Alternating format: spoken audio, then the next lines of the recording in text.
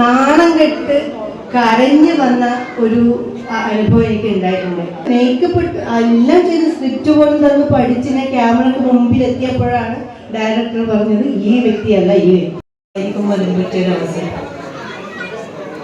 ഞാൻ കലയെ അത്രമാത്രം മനസ്സിൽ കൊണ്ടുനടക്കുന്ന ഒരു വ്യക്തിയാണ്. എന്താ പറയുക, ഡെഡിക്കേഷൻ എന്നൊക്കെ പറയുന്ന പോലെ ചില സീൻസൊക്കെ ചെയ്യുമ്പോൾ ഞാൻ വീണിട്ടുണ്ട്, തലകൂട്ടിയിട്ടുണ്ട്. അടിക്കുന്ന സീനൊക്കെ ഉണ്ടെങ്കിൽ ഞാൻ ഒറിജിനലായിട്ട് അടിക്കാൻ പറയുന്ന വ്യക്തിയാണ്. അത്രയും ഞാൻ കലയോട് അത്രയും പറഞ്ഞാൽ എൻ്റെ ജീവന് തുല്യം ഞാൻ കൊണ്ടുപോകുന്ന ഒരാളാണ്. എനിക്ക് സിനിമയിലൊരു അവസരം വന്നു. ആരാണ് ഡയറക്ടറെ കൺട്രോളർ, ആരാണ് ഇതിൻ്റെ നടൻ ഒന്നും ഞാൻ പറയുന്നില്ല. ഇതേതെങ്കിലും ഒരു സമയത്ത് ആ വ്യക്തി കേൾക്കുവാൻ ഇടയാകുമെങ്കിൽ, കാണാൻ ഇടയാകുമെങ്കിൽ കാണുക. എന്നെ വിളിച്ചു, ഇന്ന സിനിമയുണ്ട് പറഞ്ഞു, ഇന്ന സ്ഥലത്തെത്തണം, കോസ്റ്റ്യൂമിൻ്റെ ഇന്ന് ആളില്ലെന്നൊക്കെ ചോദിച്ചാണ്, എല്ലാം കൺഫേം ചെയ്തിട്ടാണ് വിളിച്ചത്. പേയ്മെൻ്റ് ഒന്നും പറഞ്ഞിരുന്നില്ല. അപ്പോൾ ഇന്ന സ്ഥലത്തോടെ കോസ്റ്റ്യൂമിൻ്റെ അളവെടുക്കണം എന്നൊക്കെ പറഞ്ഞു. ഞാൻ ട്രിവാൻഡ്രത്ത് തന്നെയാണ്. ഞാൻ പോയി ഡ്രസ്സിൻ്റെ അളവെടുത്തു, ചപ്പലിൻ്റെ അളവ് കൊടുത്തു, എല്ലാം കൊടുത്തു. ഞാൻ ലൊക്കേഷനിൽ പോയി. എനിക്ക് സീൻസൊക്കെ തന്നു. സീൻസൊക്കെ ഞാൻ പഠിച്ചു.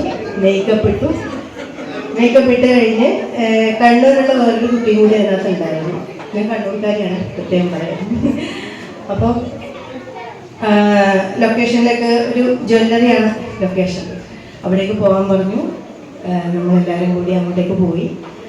അപ്പം സാറിനൊന്ന് കാണണമെന്ന് പറഞ്ഞു. ജ്വല്ലറിയിലാണ്, ഓപ്പണായ ഇതാണ്, ക്യാമറ എല്ലാം സെറ്റ് ചെയ്ത് വെച്ചിട്ടുണ്ട്. ഞാൻ ജ്വല്ലറിയിലേക്ക് പോയി. ആ കുട്ടി ഉണ്ടായിരുന്നു കൂടെ. അപ്പം സാറ് പറഞ്ഞു, രണ്ടാളുടെയും ഹെയർ സ്റ്റൈൽ ഒരുപോലെയാണ്, അതൊന്ന് മാറ്റി പിടിക്കണം എന്ന് തോന്നും. ഓക്കെ, ഞാൻ എൻ്റെ ഹെയർ സ്റ്റൈൽ മാറ്റാമെന്ന് പറഞ്ഞു. ഞാൻ വീണ്ടും പോയി ഹെയർ സ്റ്റൈലൊക്കെ മാറ്റി. രണ്ടാമതും സാറിൻ്റെ മുമ്പിലേക്ക് എത്തി. ഞാൻ ആ കുട്ടിയെ എത്തി. ഇത്രയും ക്രൂവിൻ്റെ മുമ്പിലാണെന്നും കൂടി ഓർക്കുക. ഞാൻ അത്രയും കലയെ അത്രയും ജീവനോളം കൊണ്ടു നടക്കുന്ന ഒരു വ്യക്തിയാണ്. അപ്പോൾ അവിടെ പോയി സാർ പെട്ടെന്ന് അവിടെ കൺട്രോളറോടും ഓക്കെ എന്തൊക്കെയോ പറയുന്നുണ്ട്, ഷൗട്ട് ചെയ്യുന്നുണ്ട്. അപ്പം ഞാൻ ചേർന്ന സംഭവം എന്ന് മനസ്സിലായില്ല. അപ്പം ഒരു മൊബൈലിലൊരു ഫോട്ടോ എടുത്തിട്ട് ഈ കുട്ടിയാണോ ആ കുട്ടി എന്ന് ചോദിക്കുന്നുണ്ട്. ആ ഡയറക്ടർ എൻ്റെ അടുത്ത് ചോദിച്ചു, ഈ കുട്ടിയല്ലേ നീ? ഞാൻ പറഞ്ഞു, ആ കുട്ടിയല്ല, ഞാൻ മുമ്പേ അത് വർക്ക് ചെയ്തിട്ടുണ്ട്. ഞാൻ ഒരുപാട് പടങ്ങളൊന്നും ചെയ്തിട്ടില്ല. അപ്പം ഞാൻ എൻ്റെ ഒരു 18 വയസ്സ് 19 ബസ് കണ്ടക്ടർ, ചിതറിയവർ, പച്ചക്കുതിര, ഈ മൂവിയിലൊക്കെയാണ് ചെയ്തത്. പിന്നെ എൻ്റെ ലൈഫിൻ്റെ ഒരു ഇത് കൊണ്ട് ഞാനൊരു 12 വർഷം ബ്രേക്ക് എടുത്തു. അതിനുശേഷമാണ് സീരിയലിലോട്ടൊക്കെ വന്നത്. അപ്പം ഞാൻ സാറ് അവിടുന്ന് നിന്ന് എല്ലാവരും മുമ്പൊന്നും ഷൗട്ട് ചെയ്തു. അവിടുന്ന് ഞാൻ എന്താ പറയുക, ഒരു നാണം കെട്ട് കരഞ്ഞു വന്ന ഒരു അനുഭവം എനിക്ക് ഉണ്ടായിട്ടുണ്ട്.